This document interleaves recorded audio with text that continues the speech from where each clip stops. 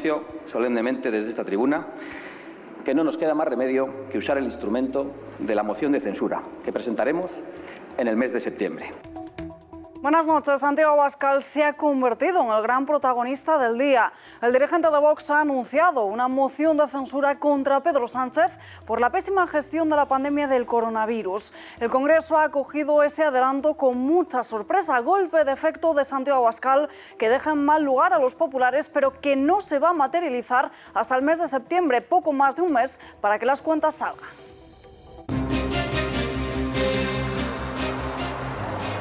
En las últimas 24 horas nuestro país ha sumado más de 1.100 nuevos contagios por coronavirus, 5 muertos, cifras preocupantes porque son las más altas en los últimos 3 meses. Preocupa, por lo tanto, la pandemia. Las autonomías aplican nuevas restricciones que comienzan ya desde mañana en Madrid.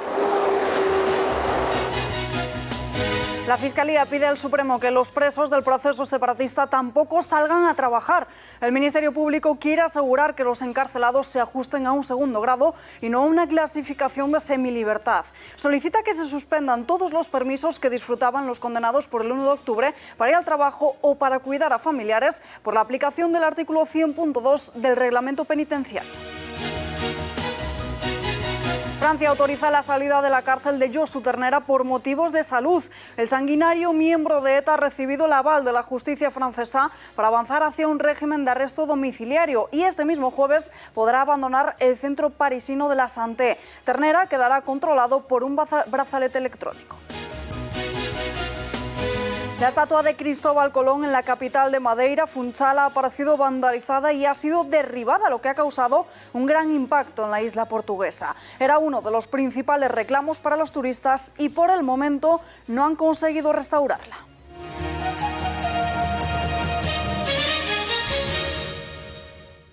Pedro Sánchez ha vuelto a ser jaleado a su entrada al Congreso de los Diputados. Vuelve a repetirse la misma escena que el miércoles de la semana pasada. Diputados del Partido Socialista y de Podemos aplaudiendo al presidente del Gobierno según ha llegado a la Cámara Baja. Ha ocurrido en el último pleno del curso político y antes de que subiera a la tribuna para explicar los fondos europeos acordados en el último Consejo Europeo para hacer frente a la crisis del coronavirus. Pero lo más llamativo es que para hacerlo no se ha respetado en ningún momento la distancia de seguridad y todos los diputados socialistas han estado presentes, dando una imagen muy poco ejemplar ante la ciudadanía. Los socialistas se han saltado el acuerdo que se pactó al inicio de la pandemia para evitar un posible contagio en el hemiciclo. Ese acuerdo establecía que cada grupo parlamentario solo podría estar representado presencialmente por el 50% de los diputados. Así lo ha recordado la propia Cayetana Álvarez de Toledo a través de las redes sociales, asegurando que se ha llevado a todos sus diputados al debate sobre el Consejo Europeo. Dice la portavoz popular que Sánchez necesitaba la claque al completo.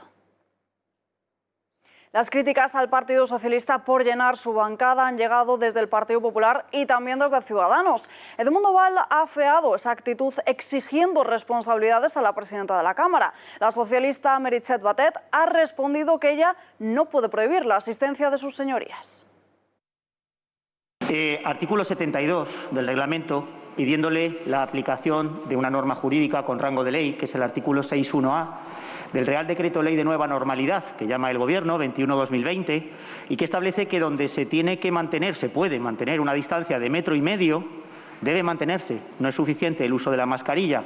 Así lo acordamos, además, en Junta de Portavoces o en las últimas juntas de portavoces, que solamente íbamos a permitir un aforo del 50% de los grupos parlamentarios. Y el Grupo Socialista no ha cumplido, probablemente porque querrá atronar con aplausos al presidente del Gobierno. Pero mi grupo sí ha cumplido, somos 5 de 10. Difícilmente vamos a hacer cumplir las normas a la gente si nosotros mismos no las cumplimos cuando las aprobamos. Muchas gracias, señor Val.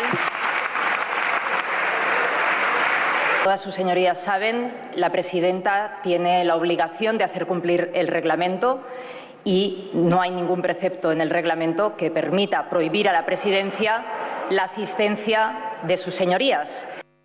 También el líder de Vox, Santiago Abascal, ha tachado de falta de decoro el lleno de la bancada socialista en medio de la situación que están viviendo muchos españoles. Sánchez, le doy los buenos días, o quiere que también le aplaudamos, quiere que también participe el Grupo Parlamentario Vox del numerito que hoy ha querido usted montar en el Congreso, que el otro día montaron en el Consejo de Ministros? ¿No les da a ustedes vergüenza vivir en un paripé permanente con el que se han atrevido incluso a incumplir el acuerdo entre los grupos de que asistieran un 50% de los diputados? Tiene razón la Presidencia. No puede prohibir a ningún diputado que asista a este hemiciclo, pero ustedes han demostrado su irresponsabilidad. En cambio, ustedes, si pueden desde el Gobierno, prohibir a los españoles que salgan de sus casas. En la tribuna, Pedro Sánchez ha querido vanagloriarse de esos fondos y de la evolución de la economía en España. Tras haber conocido que el paro había subido en 55.000 personas y que se han destruido 1 millón de puestos de trabajo, el socialista asegura que ya se nota la recuperación. Se trata, como en otras ocasiones he dicho, de un plan Marshall que permite afrontar con un respaldo sólido la difícil tarea que tenemos por delante, la enorme, dura, compleja tarea que tenemos por delante de recuperación económica y social en nuestro continente y en nuestro país. Una recuperación que recién acaba de comenzar, tras unos meses muy difíciles, como hemos visto ayer en los datos de la EPA, en todos los ámbitos y cuyas consecuencias negativas continúan desplegando sus efectos. Y Pablo Casado ha avisado al presidente de que no tendrá agenda económica mientras tenga una agenda política con sus socios. Le acusa de vivir en otro mundo porque dice que no hay nada que aplaudirle. Señores del Grupo Socialista, ¿qué aplauden tanto?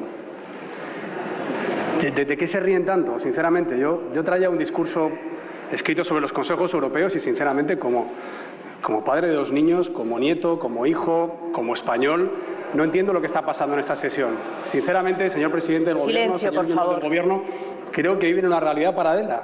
No hay nada que aplaudir, no hay ningún pasillo de honor que hacer. Estamos en un país que ha perdido a 45.000 compatriotas por un virus. Hay 7 millones de españoles que quieren trabajar y no pueden. La situación de los rebrotes es francamente preocupante. Tenemos a medio mundo poniéndonos en la lista negra de países turísticos y de países confiables. Y yo sinceramente creo que es un rasgo casi pueril y ofensivo hacia la sociedad española que vengamos aquí a competir en corrillos, en aplausos y en estas ceremonias de autobombo que no muestran lo que ustedes tienen, sino que muestran exactamente lo que les falta. Y es el respaldo no solo de una mayoría social y electoral, sino también el respaldo de otros países a lo que está pasando. El factor sorpresa en el Congreso lo ha puesto Vox. Santiago Abascal ha anunciado que presentará en el mes de septiembre una moción de censura a Pedro Sánchez ante la mala gestión, en su opinión, que el Gobierno ha hecho de la crisis provocada por el coronavirus. Anuncio solemnemente desde esta tribuna que no nos queda más remedio que usar el instrumento de la moción de censura que presentaremos en el mes de septiembre. Entre tanto, a esa moción invitamos a todos los diputados y a todos los grupos de todos los partidos, a todos aquellos que crean que aún estamos a tiempo de evitar que España caiga en la ruina, en la muerte y en la opresión que ustedes nos traen. Señores del Partido Popular, ya les emplazamos el 6 de mayo desde esta tribuna, llamando a la responsabilidad del segundo partido de España. Se lo digo con humildad y con ánimo de diálogo. Los españoles no pueden entender de estrategias y de tácticas políticas. Los españoles no pueden esperar más. Los españoles no pueden tener esperanza en el cuanto peor, mejor. Evitemos lo peor y devolvamos la voz al pueblo español. Abascal se ha dirigido expresamente al PP de Pablo Casado para pedirle su apoyo en esa moción de censura, y Pedro Sánchez también ha intentado tirar del hilo exigiendo una posición clara a los populares. La derecha democrática europea deja a los muertos al margen de la confrontación política y ustedes los usan siempre, reiteradamente, cuando están en la oposición, sea con el terrorismo o sea con la pandemia. Esta es la realidad del debate político que tenemos. España, señorías, necesita unidad, necesita grandes consensos. Y justamente cuando España necesita unidad y grandes consensos, resulta que el peor de sus temores, señor Casado, se ha hecho realidad. El señor Abascal acaba de anunciar una moción de censura. Vox hace de Vox. ¿Qué va a hacer el PP? ¿Hará de Vox o del Partido Popular? ¿Tiene la capacidad y la representación parlamentaria para presentar una moción de censura? Que es lo que ha anunciado hoy aquí. Y yo le respeto. Y le reconozco esa legitimidad, señor Abascal. Quizá la única duda que yo tengo es si tan urgente es para usted cambiar a este Gobierno, ¿por qué espera al mes de septiembre? ¿Qué pasa, señor Abascal? Señor Abascal, ¿que se va de vacaciones? El Partido Popular no ha recogido el guante lanzado por Abascal en la Cámara Baja. El secretario general de los populares, Teodoro García Egea, ha respondido a la oferta a través de Twitter. El dirigente califica la moción de censura como una posvacacional para salvar al soldado Sánchez. Afirman que el PP está en otras cosas. En lo importante dicen que es salvar vidas y empleos. Teodoro García Egea asegura que no cuenten con ellos para maniobras de distracción que refuercen al Partido Socialista. La moción no tendrá posibilidades de prosperar porque de momento no existe una opción aritmética que proporcione los números suficientes para poder desbancar a Pedro Sánchez de la Moncloa. Otro de los temas que está encima de la mesa son los presupuestos y para sacar adelante esas cuentas públicas, los diferentes apoyos del Ejecutivo reclaman conocer cuáles serán sus socios preferentes para ello. ¿De verdad? Se lo voy a preguntar, señorías de Unidas Podemos. ¿A cambio de qué se puede pactar con Ciudadanos? ¿Cuánto durará el ingreso mínimo vital con Ciudadanos? ¿Y la prohibición de cortar la luz y el agua a quien no lo pueda pagar? ¿Y la derogación de la reforma laboral? Señorías de Unidas Podemos, la principal amenaza a su coalición de gobierno, al famoso escudo social, no somos nosotros, es Ciudadanos. Si ustedes siguen callando, irán a por ustedes también. Señor presidente, pensamos que para sacar adelante un programa así, un programa valiente, de servicios públicos fuertes y, por tanto, de fiscalidad justa y progresiva, es muy importante elegir bien los compañeros de viaje. Estos días hemos podido comprobar el poco éxito, vamos a decirlo así, de la hipótesis de la geometría variable en la Comisión de Reconstrucción. Y creemos con toda humildad que los miembros de la coalición, las dos partes de la coalición, tenemos que tomar nota. Hay que elegir entre los que gobiernan apoyados por la ultraderecha en comunidades autónomas y ayuntamientos y los que apoyaron un programa progresista en su investidura. La tarea que tenemos por delante es crucial para nuestro país y pensamos que requiere de una geometría coherente. Hemos visto mucho triunfalismo por parte del Gobierno en la Cámara Baja con los presupuestos sin decidir y en medio de un escenario de crisis económica y sanitaria sin precedentes. Los más afectados, sin embargo, son los del sector turístico. La decisión del gobierno británico de fijar cuarentena a los que lleguen desde España nos ha hecho mucho daño, según datos de la plataforma de contratación Travelgate X. En estos 3 días desde el anuncio ha habido un vuelco drástico en las reservas procedentes de Reino Unido. En las últimas 2 semanas han pasado de estar cerca de los niveles del año pasado a caer casi un 70%, solo en hoteles de Benidorm. La falta de británicos va a provocar pérdidas de 150 millones de euros. Va a suponer una pérdida aproximadamente entre 200.000 y 300.000 pernoctaciones de británicos, que es lo que teníamos planificado para los meses de agosto y septiembre. 200.000 en un escenario más contraído, 300.000 porque las reservas estaban yendo a muy buen ritmo. En cuanto a los apartamentos, más de lo mismo. Otro mazazo más en la complicación. Hayamos empezado a recibir reservas de británicos, iban a buen ritmo y estaban dando un cierto respiro junto con el Producto Nacional. Y la verdad es que los 3 últimos días se están recibiendo cancelaciones en cascada. Consecuencia de ello, dice el estudio, los hoteleros están vendiendo a precios más bajos que el año pasado, especialmente Cataluña y Andalucía. No hacía falta, seguramente desde nuestro punto de vista, esa cuarentena de los ingleses. No hacía falta que el primer ministro fuera, digamos, tan duro con nosotros. Posiblemente también el hecho de que el presidente Torra haya dicho que a lo mejor en 10 días... bueno, pues todo eso no ayuda. Si hacemos un ranking, las comunidades en las que más cancelaciones se han producido por parte de los británicos son Canarias, en primer lugar, con un aumento del 84%, después un 60% hacia Baleares, un 36% en Andalucía y un 17% hacia Cataluña. Una emergencia turística nacional que tiene efectos directos en el empleo. Desde el Consejo Mundial de Viajes y Turismo aseguran que este año se están poniendo en riesgo hasta 197,5 millones de empleos a nivel global, de los cuales 2,3 se podrían perder solo en España. A las puertas del Congreso de los Diputados se han congregado hoy decenas de pensionistas. Exigen el blindaje constitucional de las pensiones mediante un ejecutivo adecuado que garantice el sistema público de pensiones y los derechos de los más de 9 millones de pensionistas, independientemente del gobierno, dicen, de turno.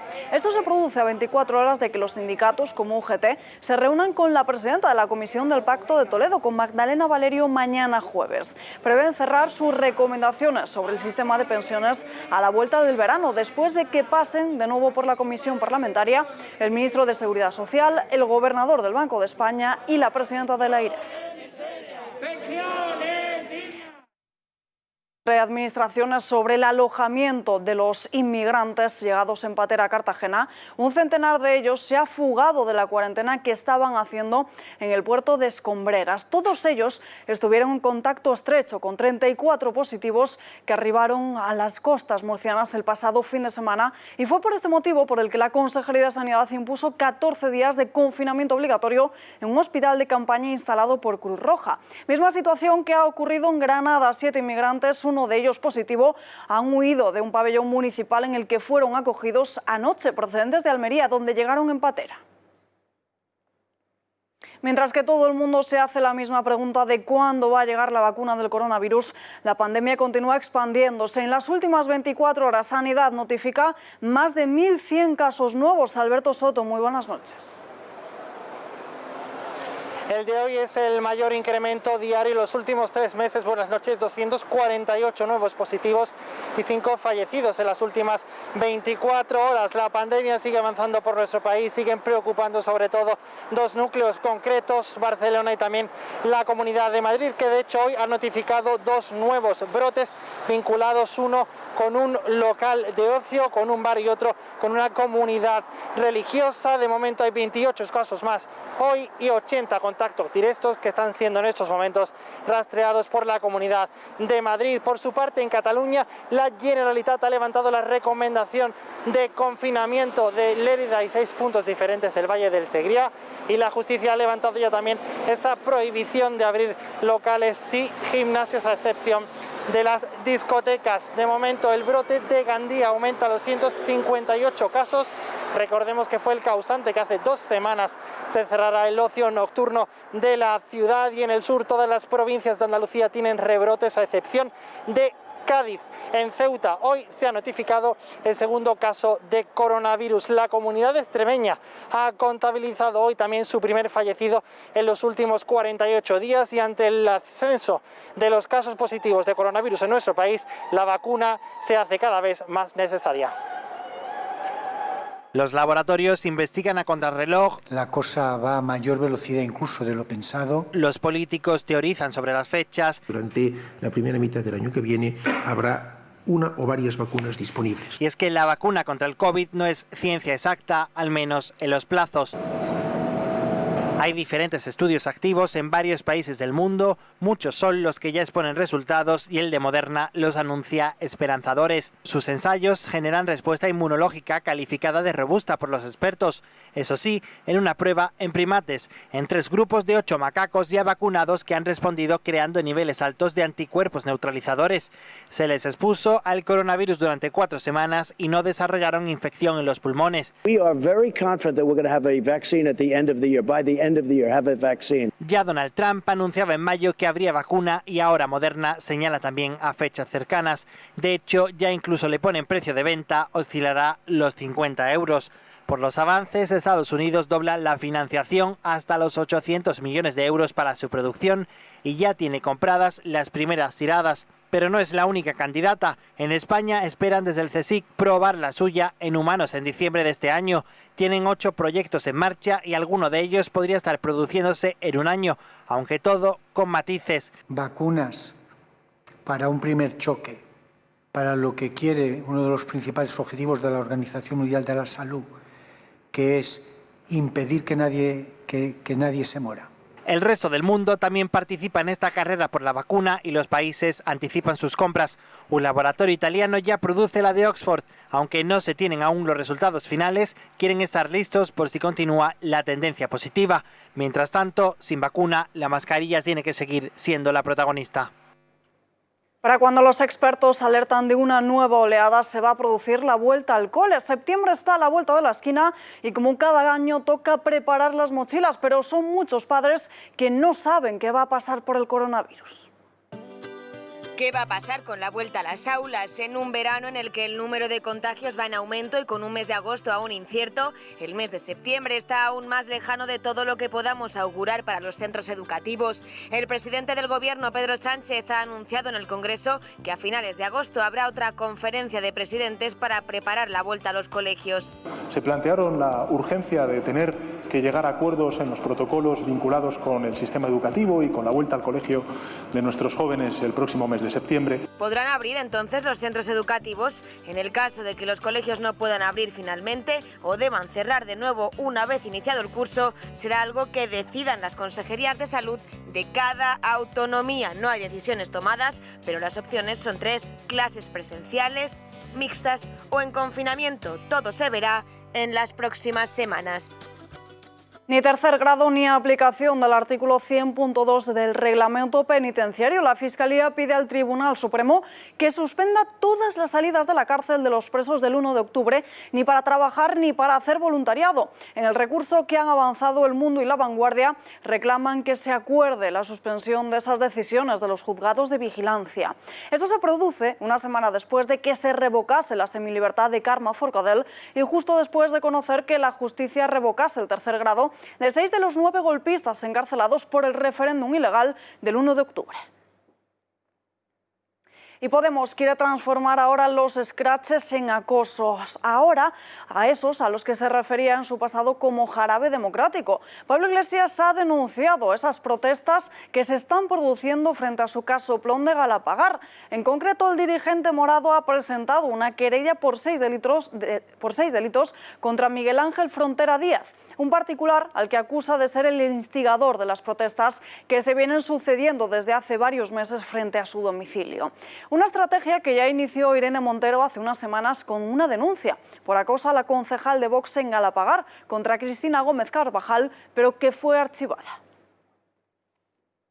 Y Pablo Iglesias ha sido uno de los que ha iniciado la campaña contra la Casa Real tras salir a la luz unas supuestas fortunas ocultas en el exterior de España. Sería por ese motivo por el que Juan Carlos I estaría dispuesto a abandonar la zarzuela y así evitar ser una interferencia para la monarquía actual, en plena investigación judicial. Según El Mundo, el rey emérito ya habría hablado con Felipe VI y le había trasladado no solo dejar su residencia, sino incluso abandonar temporalmente España. También estaría pensando en dirigir una carta a todos los españoles para anunciarles esto mismo. La Audiencia Nacional avala el cese de Sánchez Corbí como jefe de la UCU de la Guardia Civil. La sentencia dice que el cese estaba ajustado a derecho y que la pérdida de confianza no tenía nada que ver con las relaciones personales de los intervinientes. Se trata del mismo argumento que esgrimió en su momento el Ministerio de Interior tras conocer el cese de otro coronel, de Diego Pérez de los Cobos, como jefe de la Comandancia de Madrid, cuando agentes de Policía Judicial investigaban la posible relación entre la manifestación del 8 de marzo y el contagio de coronavirus. Todavía cabe recurso al Tribunal Supremo. Una filial de ACS ultima la entrada en el capital de una minera. Con el fin de compartir esfuerzos y riesgos, CIMIC ha anunciado que mantienen negociaciones avanzadas y que ya se ha firmado un acuerdo de exclusividad con esa posible inversión del 50% de la capital de la compañía más grande del mundo en servicios de minería. La entrada de un socio financiero permitirá aprovechar las oportunidades de crecimiento en el sector de la minería, al mismo tiempo que mantendrá la solidez del balance de CIMIC. La filial de ACS prevé que las negociaciones que se encuentran en estado avanzado concluyan en las próximas semanas con la firma de un acuerdo de compraventa que estaría sujeto a las condiciones habituales en este tipo de operaciones, incluyendo las aprobaciones regulatorias. El caso de Madeleine vuelve a avanzar a toda velocidad. La policía alemana ha estado excavando una huerta en las cercanías de la ciudad de Hannover, en la que han participado un centenar de agentes, pero las autoridades no han precisado las razones de este rastreo. Esto se produce en el marco de la investigación a un alemán de 43 años y con antecedentes de abusos sexuales a menores, del que se sospecha que secuestró y asesinó a la pequeña en el Algarve portugués hace ya 13 años. La parcela se sitúa sitúa prácticamente entre una carretera y un río, y en ella hay un pequeño bungalow que fue utilizado como una segunda vivienda. A diferencia de Scotland Yard, que sigue investigando el caso por desaparición, los alemanes parten de la base de que la niña está muerta. Nuevos ataques a las estatuas de Colón. Esta vez ha sido en la capital de Madeira, en Funchal, donde el monumento ha aparecido vandalizado y ha sido derribado. De momento no se ha conseguido restaurar y la policía ya ha abierto una investigación. Era uno de los reclamos para quienes visitaban los preciosos jardines. Ubicada en el Parque de Santa Catarina, en el centro de la ciudad atlántica, como decimos, muchos de esos turistas acudían siempre a poder verlo. La figura de Colón ha sido criticada por sectores sociales estadounidenses que exigen la retirada de monumentos y estatuas calificadas que para ellos son, dicen, racistas o imperialistas. Todo este vandalismo se ha producido tras las protestas surgidas tras la muerte del afroamericano George Floyd a manos de la policía en Minneapolis.